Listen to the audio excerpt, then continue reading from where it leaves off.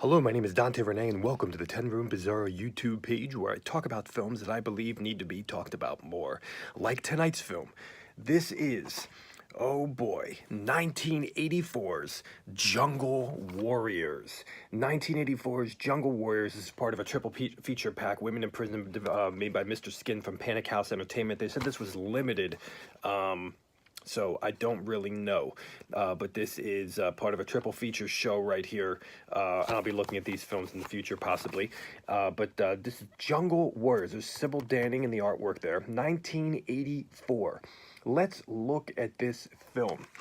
And yes, Mr. Skin does have a presents here on this DVD package. Isn't that amazing? He's an official, it gives intros to the films. It's pretty insane, pretty cool. Jungle Warriors. Never saw this film before, 1984, and boy, was this something special. I have some notes here, so you're going to see my eyes divert, but you know, you're probably aware of Sybil Danning. You probably know who she is, but you might not have seen her in Jungle Warriors, especially in this way. So let's get into this 84 film. Jungle Warriors. We got models.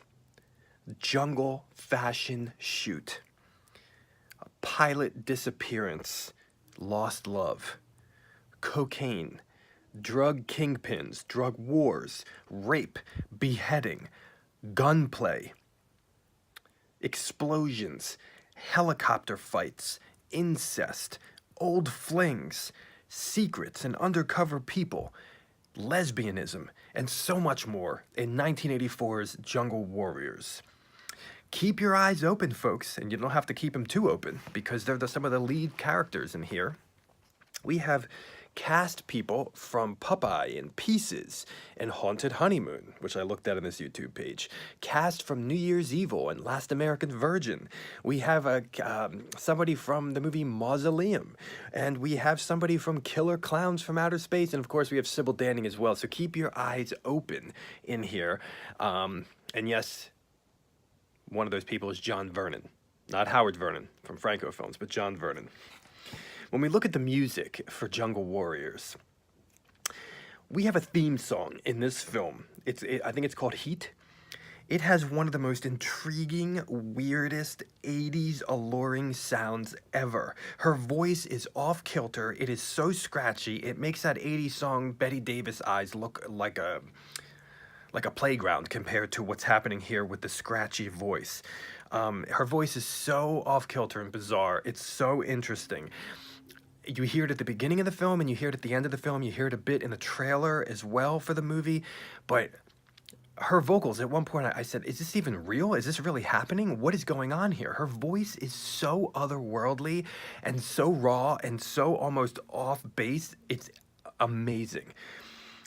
We have music in here that reminds me of 1980s Nintendo video games. We have electronic, we have percussive, rock guitar, romantic, dark, tropical, interesting, and complex electronic music in this film that all has a Nintendo video game type vibe from the 80s.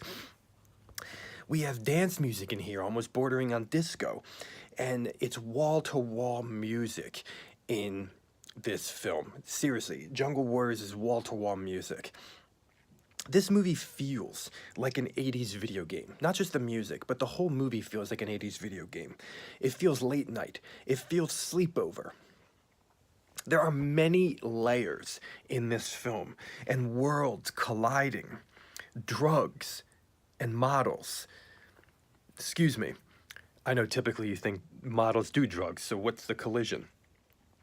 Now we're talking, clean-cut, modern, suburban, or just suburban models, unaware, being dropped into the biggest drug wars in the world in the jungles, and taking those worlds together, and which almost could, this film could almost be like 2 or 3 separate films, but it's all rolled into one, which makes it that much more complex, and it's a non-stop film. Jungle Warriors is a non-stop film with lots of characters, lots of tension, especially this plane scene that could have almost been like the tension in The Grey, I think, with Liam Neeson. I think it's called The Grey. But real kind of tension in the air. This is a violent and gory film at times. Everyone is up for grabs at any time, and isn't that what an exploitation film should really be? Holy shit, sucker punch kills in here. I mean, everybody's up for grabs. It can happen at any time, even lead characters. You don't know what the hell's going on. I mean, this is what an exploitation movie should be, right? It's the best, and you aren't expecting anything at all. Like, in your head, you'd think, oh, that would be really cool if that person got killed. That would be so outrageous if that person, that happened to him. And it happens. It freaking happens in Jungle Warriors. This is also a great film if you want to learn more about cocaine. Interesting thing is that we don't only kind of enter into the cocaine world the way that we enter into the Mask Factory in Halloween 3, Season of the Witch, but we also kind of have the clean-cut characters in the film and their interaction with 80s cocaine, and then actually seeing where the cocaine is coming from. It's very interesting. Dual worlds there. And could there be a message in there? I don't really know, but it's a reality. The cocaine headquarters is so far removed from the cocaine users. We got wild fights in this movie, wild gunplay, twists and turns within the violent action of Jungle Warriors. This is a sleazy film too. We got rape, we got breasts, we got butts, we got incest, we got butt massage, biting asses, a mass gang rape scene that's multiple women, multiple men, and it's like it's discharged right like with the sound of heavy metal 80s music, and then all of a sudden this mass rape. It's crazy.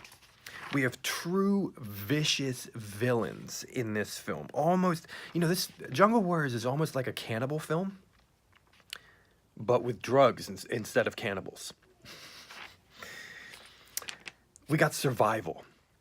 We have romance, greed, family, and even jungle traps. And might I add, if you do not like snakes, you might be a little freaked out at certain scenes in Jungle Warriors. We are in the jungle. We even have an old woman in here who I believe is noted in the closing credits as like a kind of special Native American woman or something. She can cook, she can take a beating, and she can beat some ass as well. Very interesting. An older woman at that.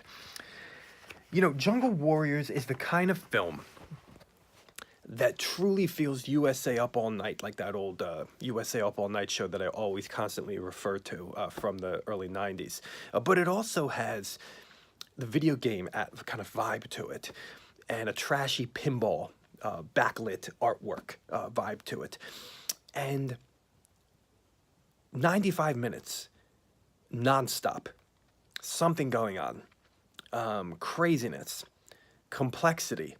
And I gotta tell you, again, this is a violent-ass movie that has really maybe some of the craziest sucker punches with death that I've seen. Like, hands down. I'm not even joking around. It's totally crazy. Just things you're not expecting. And great just atmosphere. It feels hot. This is 1984's, not rated, Jungle Warriors. Right there, folks. You get some women here. You got some conversions of characters. Kind of the LA meets, you know, the affluent LA meets the jungle war world. And conversions of characters, and a definite conversion based upon survival. And a lot of weirdness, and a lot of, you know, kick-ass women in here as well that could die at any moment. Thank you so much for watching the 10 Room Bizarro YouTube page, where I talk about films that I believe need to be talked about more, like Jungle Warriors. Please feel free to check out my own personal films at youtube.com/poopy diarrhea. That's POOPY diarrhea. Thank you so much, and good night.